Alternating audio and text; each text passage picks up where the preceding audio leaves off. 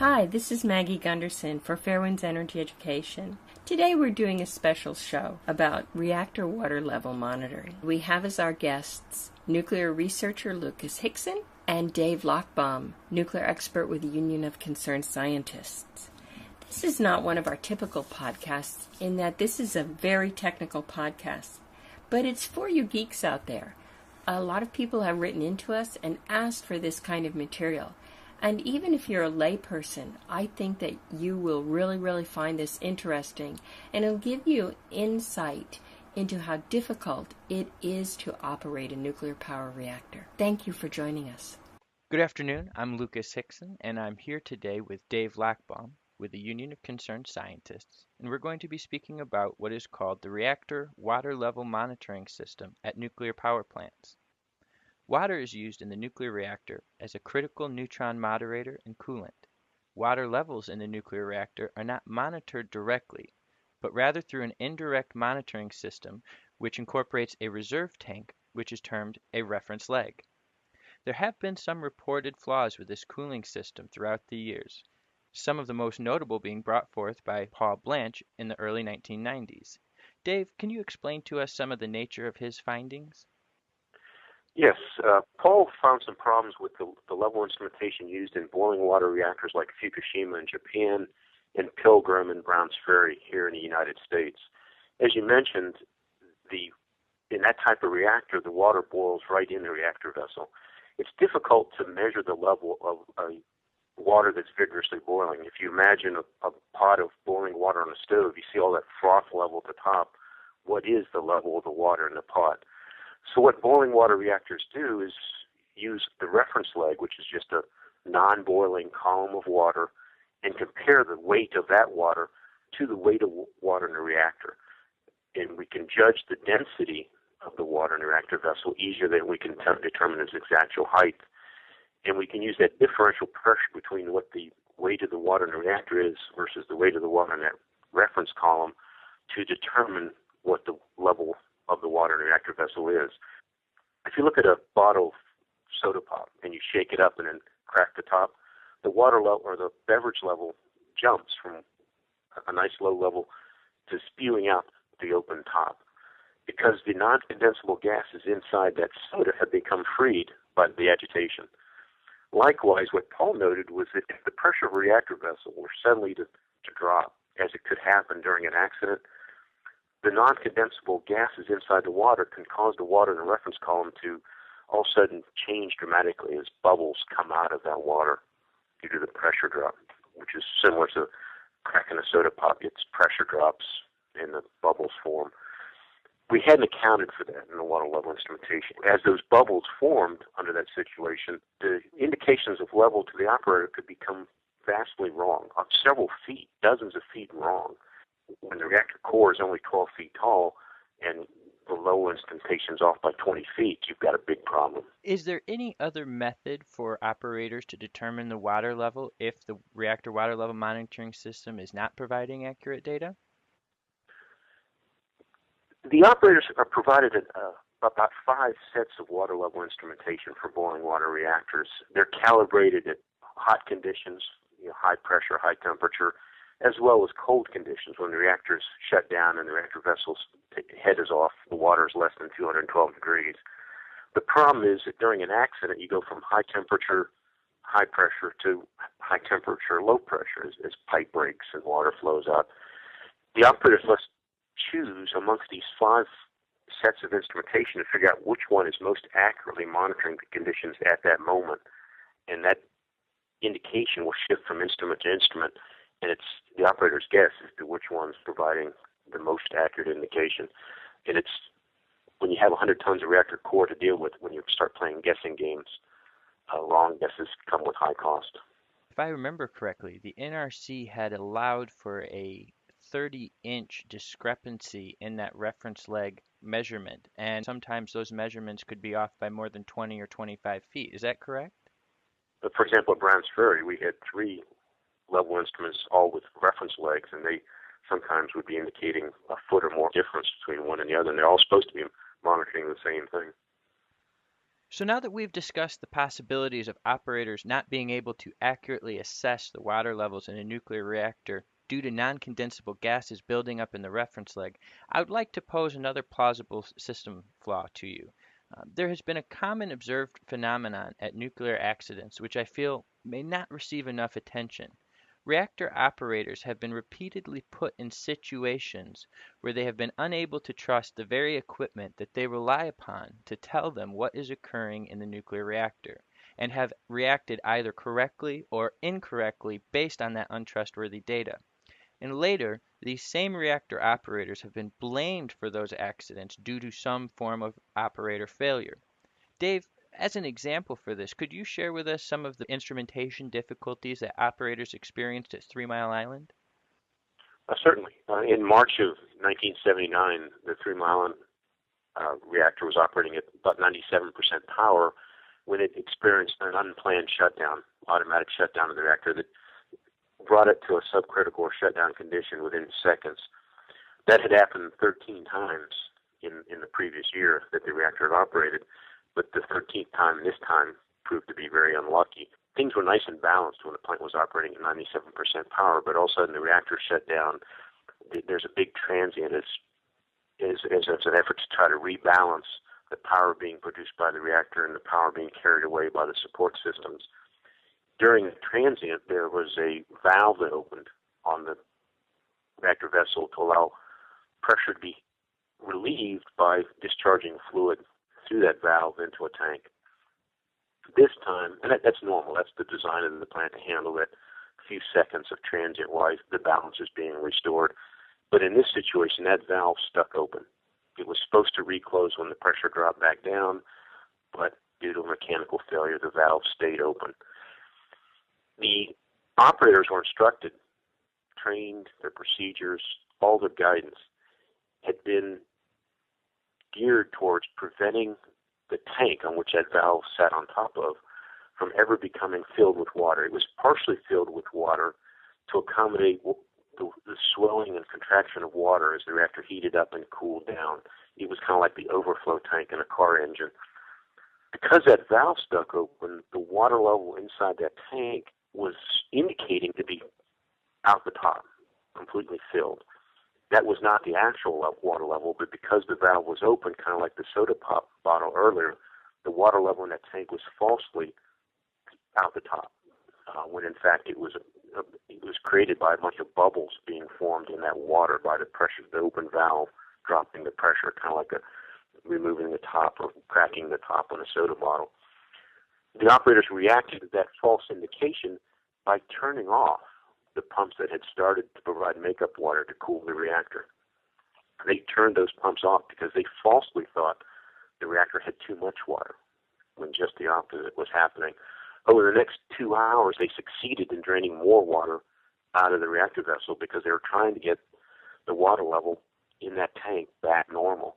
The false indication continued for nearly 2 hours to cause them to drain water out of the reactor vessel until the reactor core was partially uncovered and melted down. It overheated and melted down.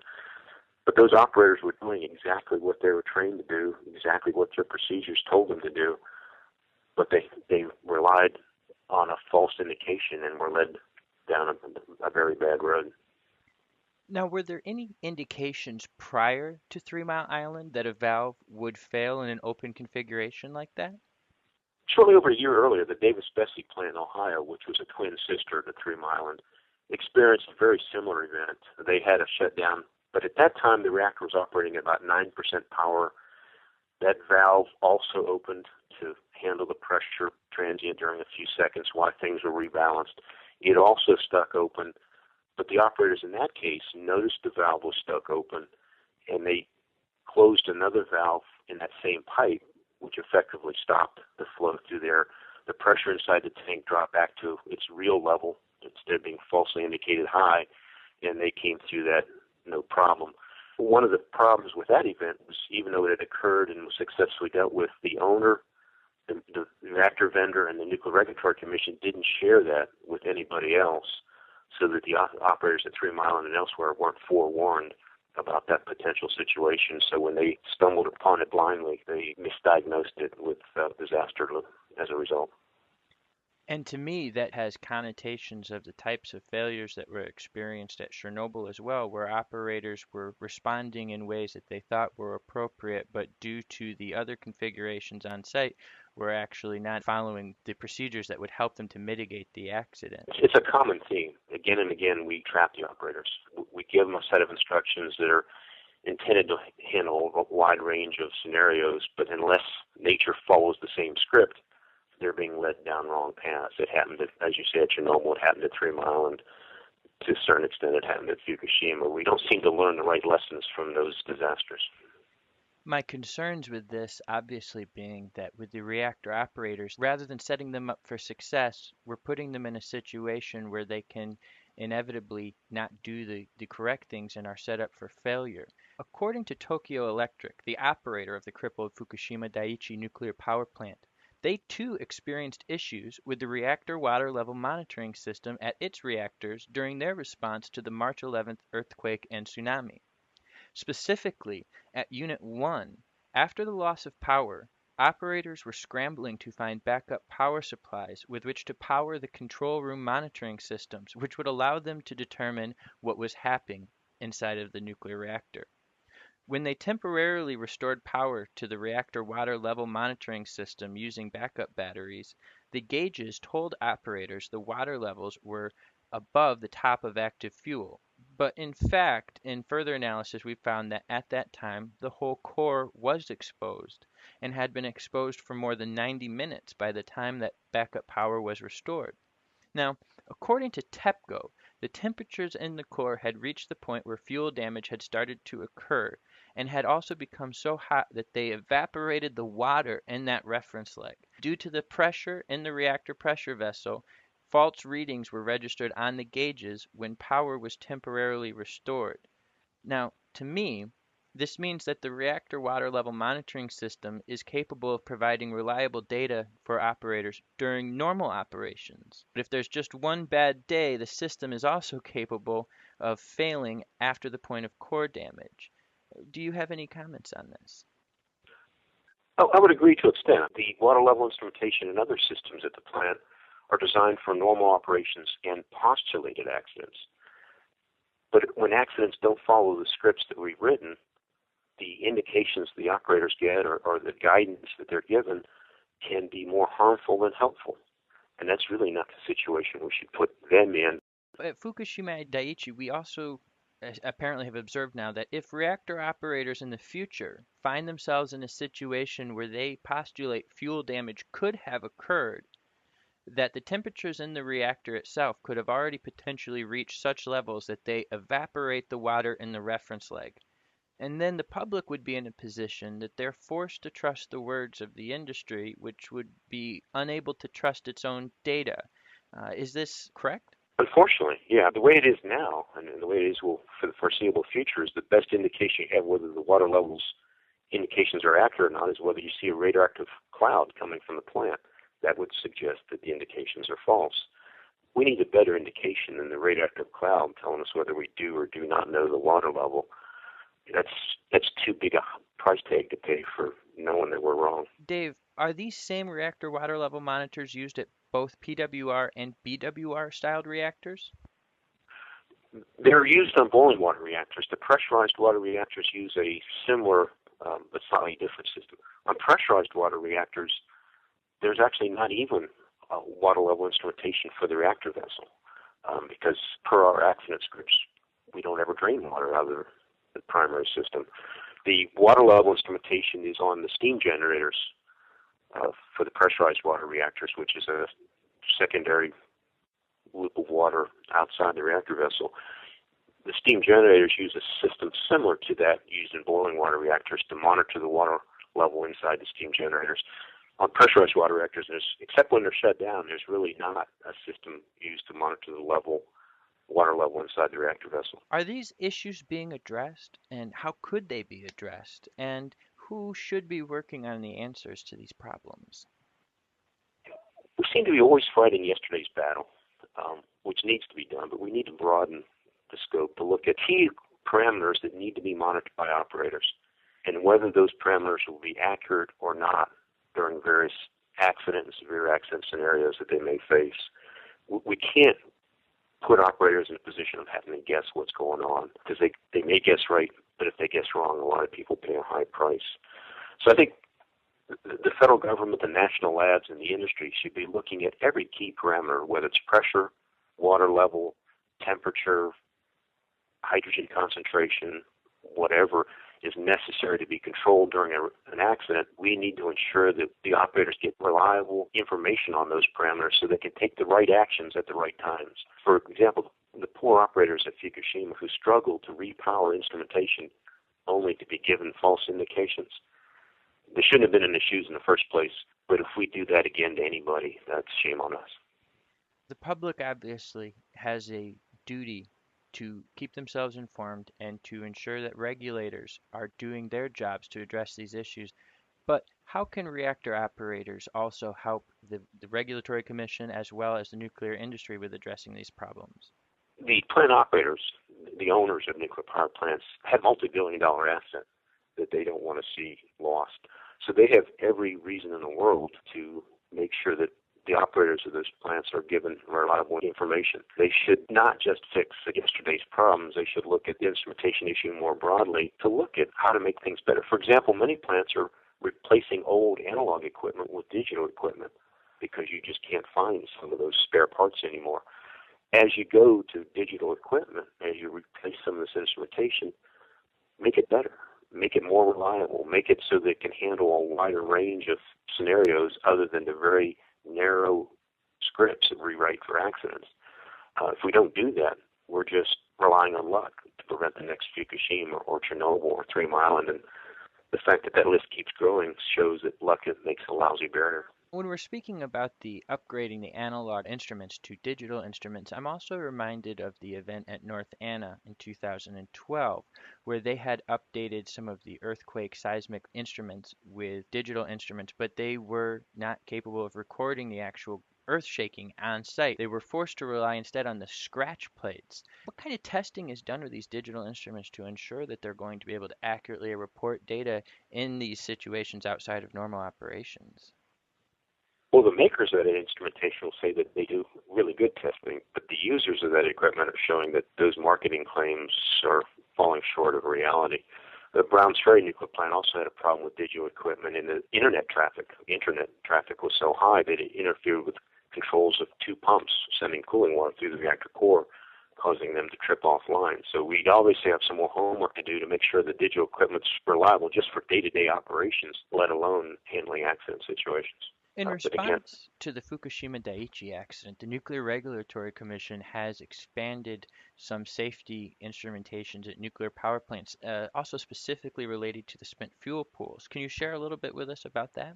One of the problems at Fukushima was that there were 7 spent fuel pools. During the accident, the water level and the temperature of that water in the spent fuel pools was unknown to the operators in the control room, because they had no instrumentation installed to provide that, even if power had been available. So the operators were distracted by sending somebody physically up to look at what the water level was or try to figure out what the temperature was. To avoid that situation here at U.S. plants, the Nuclear Regulatory Commission in March of 2012 ordered plant owners to install reliable water level instrumentation. Sounds good, but the order only required owners to install instrumentation and monitor the level down to a foot above where the spent fuel assemblies are stored in the pools. So if there is a problem and water level does drop, the operators may not know that the level's now below the top of the fuel and fuel damage may be imminent. All they know is it's down to within a foot, no lower. There was an opportunity there to measure the water level of the entire pool, not just part of it. Again, we're assuming that accidents will follow our scripts, we'll be successful getting water back in before it drops that low, and we'll be setting the operators up for a trap if the water level drops below that. So again, we're replicating the mistakes of yesterday, not learning the solutions from those disasters. Thank you so much, Dave. Once again, I'm Lucas Hixson, and we're speaking with Dave Lochbaum with the Union of Concerned Scientists. Once again, I'd like to thank you for joining us for this conversation. Thank you, Lucas, and thanks for the work you do in putting a light on these issues. That's one of the best ways to try to get some of these problems off the table and in the rearview mirror behind us. Thanks for tuning in to the Fairewinds Energy Education podcast. If you've come to depend on Fairewinds for your source of unbiased nuclear news, please consider supporting our work with a contribution so that we can continue to produce high-quality energy education programs like this one.